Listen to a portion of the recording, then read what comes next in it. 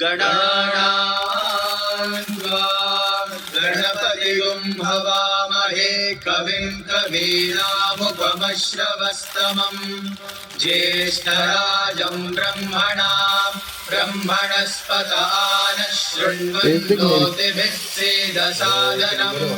प्रणो देवी सरस्वती वाजेभिर्वाजिनीवती धीनामभित्रयवतु गणेशाय नमः सरस्वत्यै नमः श्रीगुरुभ्यो नमः हरिः ओम् ॐ नमो भगवते रुद्राय